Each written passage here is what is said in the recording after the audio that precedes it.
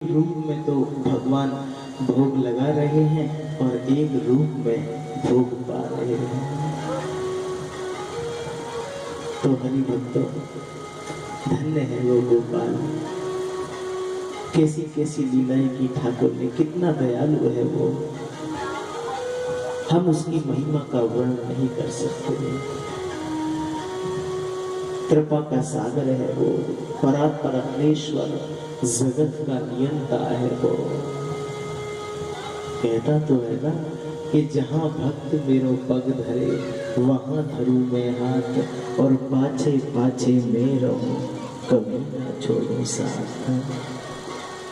आश्रय की जब भी हमें आवश्यकता हो तो हम परमात्मा का आश्रय लें।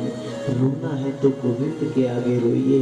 अगर आपकी इच्छा पूर्ण ना हो तो कहना, इन दुनिया वालों के आगे रोने से क्या फायदा है।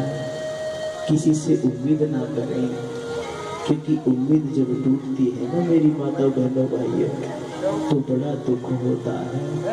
इसलिए उम्मीद करनी है तो गोविंद से करो। आश्रय की आवश्यकता पड़ती है तो गोविंद का आश्रय लो। रोना है तो गोविंद के आगे हो। अपना दुख बांटना है तो गोविंद के साथ में बांटो। ऐसा नहीं है कि वो सुनता नहीं है, समय नहीं मिलता है। वरना आपने सुना भी होगा कि भक्त के वश में है भगवान। जब महाराज अम्बरीश का अपमान दुर्वासा जी ने किया तो इधर उधर भटक रहे हैं। तो दुर्वासा जी जब भगवान के पास में गए थे ना कि मेरी रक्षा करो प्रभु, ये सुदर्शन चला करके मुझे भस्म करना चाहता है, तो मालूम है भगवान ने क्या कहा।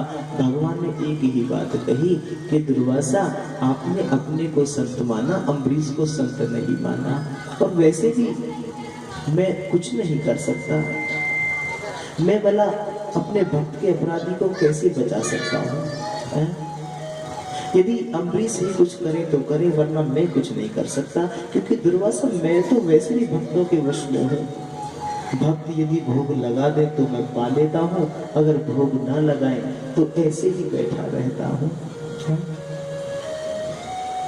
भगवान तो भाव के भूखे हैं। भाव का भूखा हूँ मैं, भाव ही मेरा सार है, और भाव से जो भजता मुझे उसका बेड़ा पार है। एक माधव दास जी थे, हरि बजरो, वृंदावन की लताओं में रहते थे। बस राधे राधे राधे राधे राधे राधे। ब्रज की लताओं में आज बस वहां से निकलते, जब भूख लगती तो संतों को जब प्रसाद करा दिया जाता, संत प्रसाद पा लेते तो उनके झूठी पत्तल भक्त व्यक्ति बाहर फेंक दिया करते। तो उन पत्तलों से जूठन उठा करके, करवा होता है ना, करवा मिट्टी का, उस करवा को लेते और उसमें जूठन एकत्रित करते, और पहले उसी जूठन से भगवान को भोग लगाते, उसके बाद प्रसाद पाते। अब ऐसे ही एक दिन क्या हुआ कि बड़ी जोरों से भूख लगी। अब जब भूख लगी तो करवा उठाया, लताओं की ब्रज की लताओं से बाहर निकले, करवा उठाया और जूठन एकत्रित करने लगे। करवा में भर के वापस आ गए, और बस भूख ऐसी जबरदस्त लगी थी कि भगवान को भोग लगाना भूल गए, प्रसाद पा लिया। अब जैसे ही गिलास मुख में रखा तो तुरंत याद आ गई, अरे भगवान को भोग नहीं लगा। चलो फिर मन में एक बात आई कि कोई बात नहीं है, ये जो गिलास मुख में रखा है इसको उगल दें, क्योंकि उगलने के पश्चात मुख शुद्धि करके और फिर भगवान को भोग लगा के तब प्रसाद ग्रहण करेंगे। फिर मन में एक भाव आया कि यदि उगलते हैं तो संतों के प्रसाद का अपमान होगा, और यदि निगलते हैं तो अभी भगवान को भोग नहीं लगा। अब रात्रि भर बैठे रहे, अब करें तो क्या करें। यदि प्रसाद को उगलते हैं तो संतों के प्रसाद का अपमान होगा, और यदि निगलते हैं तो अभी भगवान को भोग नहीं लगा है। रात्रि बीत गई, दूसरा दिवस आ गया।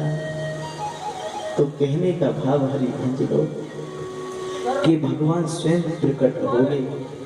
कहते हैं ना कि किसी से मेरी मंजिल का पता पाया नहीं जाता, जहां मैं हूं फरिश्तों से जाया नहीं जाता, और मोहब्बत के लिए कुछ खास दिल मकसूद होते हैं। ये वो नगमा है जो हर साज पर गाया नहीं जाता। रात्रि व्यतीत हो गई, दूसरा दिन आ गया, भगवान प्रकट हो गए। कहते हैं ना कि 1 लाख में जो दब जाए वो ज़ेर नहीं होता।